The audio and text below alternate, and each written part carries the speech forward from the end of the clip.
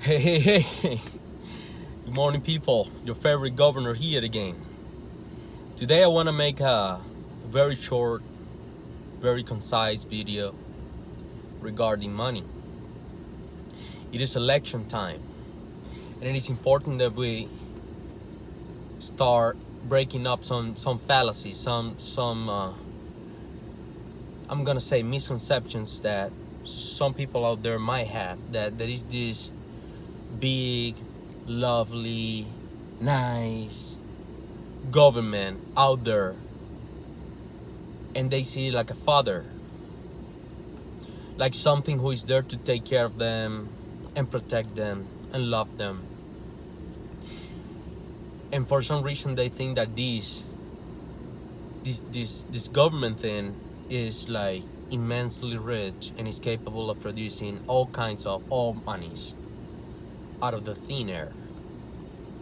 They don't know where the money is coming from, and they don't know how bad this misconception, how dangerous this misconception is for society, for Western societies. So I'm gonna dive right into it, and I'm gonna say from where the money is coming from. The money that some people might perceive the government has.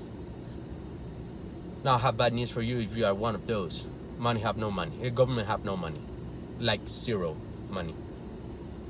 The only way governments can pretend they have any money is, number one, through taxation.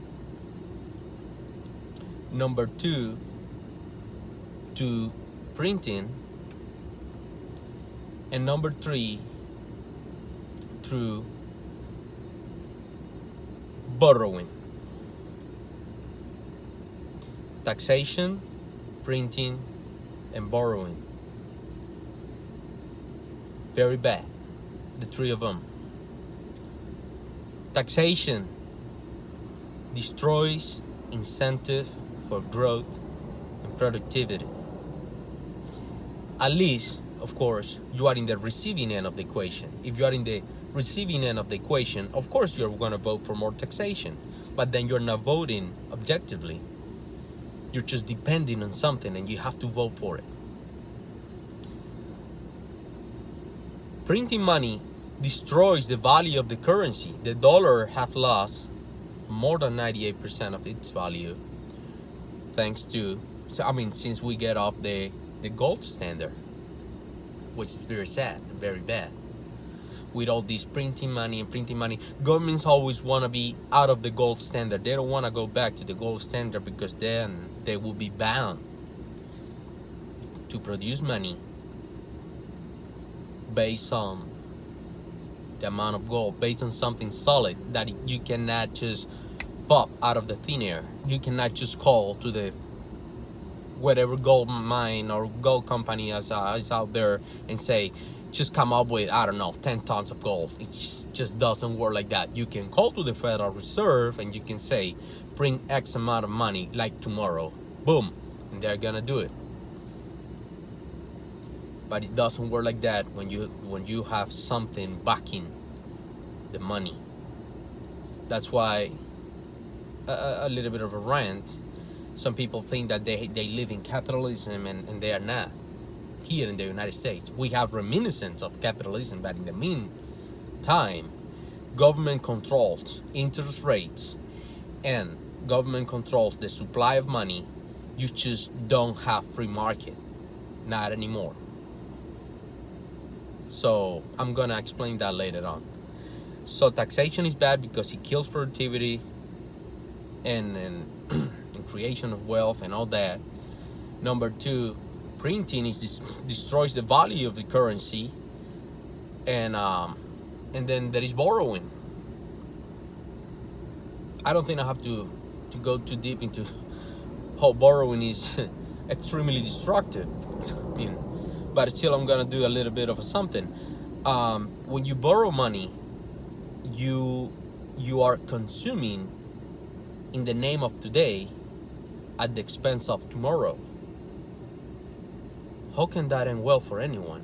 especially when you know that the amount of money that you are consuming today, you are not going to be able to repay before you are gone. Who's going to pay off that debt? Well, your sons and your daughters and your granddaughters, and your grandsons, and your grand.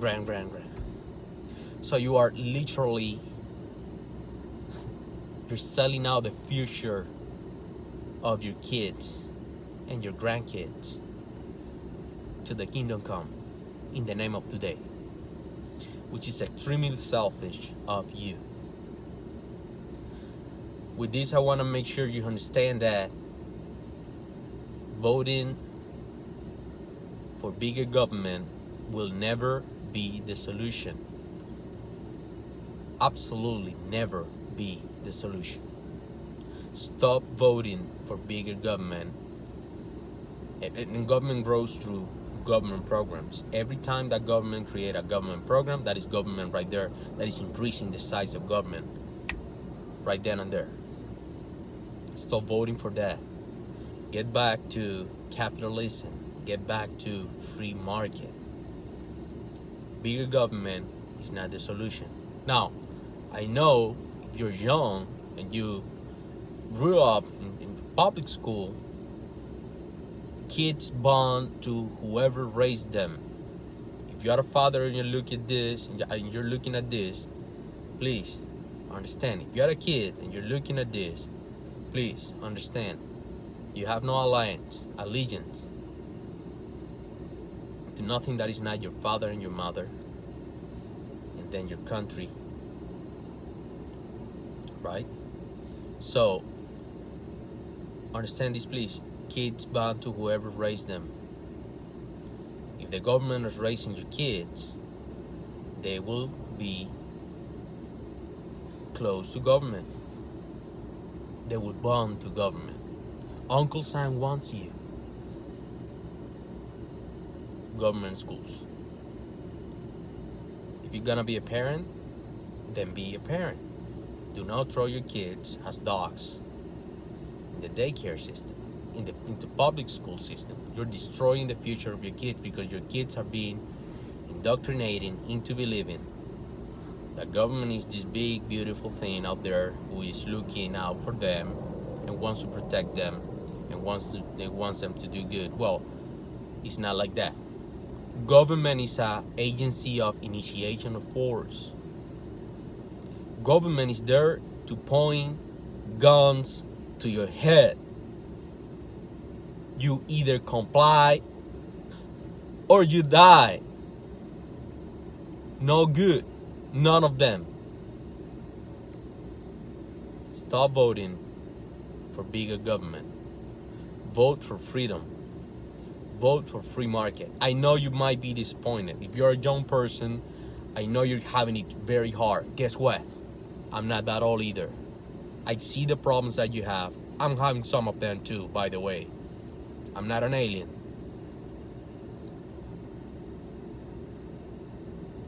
Not an illegal alien. And not an extraterrestrial, just in case. So yes, I have the same problems that you have. Some of them. Some others I don't. You have some of the ones that I have, some of them you don't have them either. So nothing wrong with that. I can see clearly that sometimes people blame young generations for it's not like a failure of launching. It's just there is nowhere to land. You see property rights being violated. You see every time it's increasingly difficult for young people to graduate from college if you want to go to college. Every time it's increasingly hard for young people to get their first home or any home at all. I mean, it is increasingly hard for young males to do well in school in general, especially public schools and colleges. They're pushing for this feminization of men, and they're pushing for this toxic masculinity, the kind of thing, and men are bad, and men are rapists, and men are. So yeah, young men have a very hard time right now being young men.